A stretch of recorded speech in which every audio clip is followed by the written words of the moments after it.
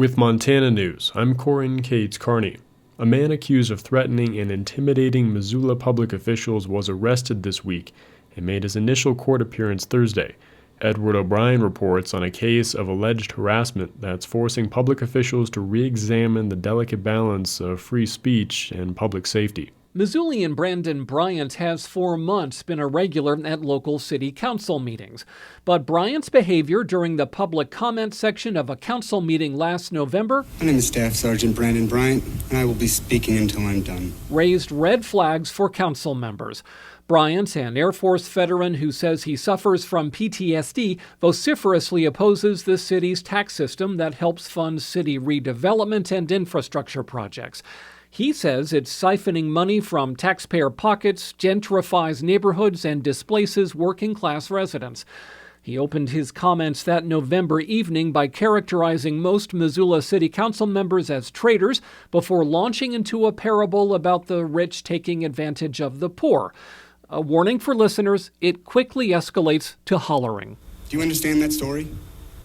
You are that rich man! You're not going to yell in this chamber, sir, or you're not going to be able to participate in the You need to understand, mister.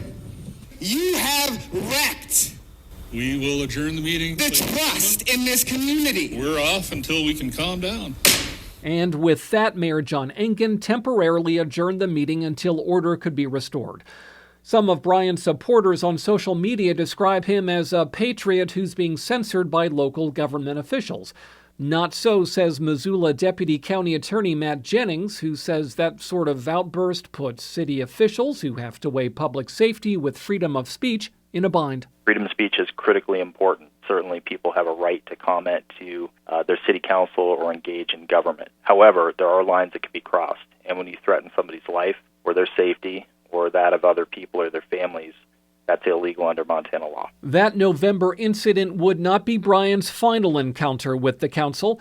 Last month, grasping a bokken or wooden Japanese training sword in council chambers, he criticized one of the city's taxing mechanisms as an imperfect tool. Just like if a sword is made incorrectly, this tool that you have at your fingertips, it will end people's lives in ways that are worse than death. Yeah, I was chairing that meeting, and honestly, I would handle things differently if I were doing it again. Missoula City Council President Brian von Lossberg. Folks were uncomfortable for their safety. What was going through my mind was that a person had brought an object like this up to the podium and identified it as a weapon, and I was having difficulty tracking the distinction that he was trying to make about it and its use. Von Lossberg says he should have immediately adjourned the meeting.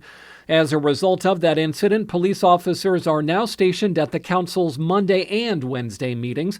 Von Lossberg then discovered what he describes as disturbing YouTube videos featuring Bryant. One is titled, "I Would Be Justified in Going on a Killing Spree." In another, Brandon Bryant promises to eliminate people over the next year.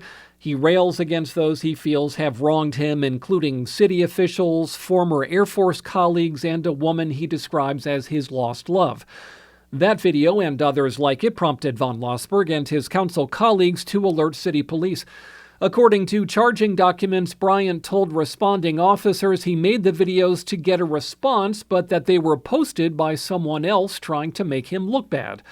A few days later, Missoula police referred the case to the county attorney's office.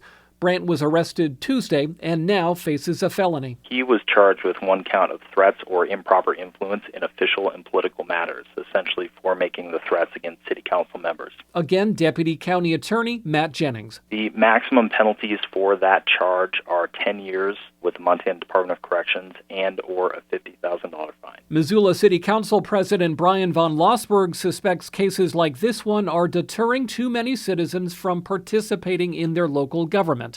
He says even before the Bryant case, public policy debates in Missoula were more frequently devolving into personal attacks during public meetings. There is a reason that we make attempts to avoid outbursts and, cheering and clapping, and sometimes it's inevitable. But part of the reason that we do that is everyone, regardless of their position on an issue should feel comfortable in their community coming up to the podium and expressing their views. Von Lossberg notes recent U.S. history is rife with angry, disaffected young men making online threats and following through on them with tragic consequences.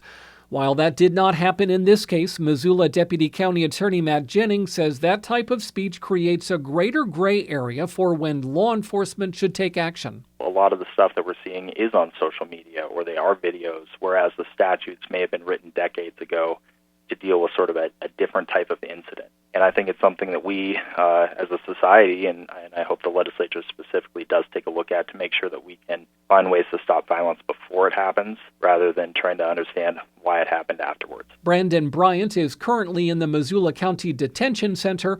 His bail is set at $100,000. Edward O'Brien, Montana Public Radio.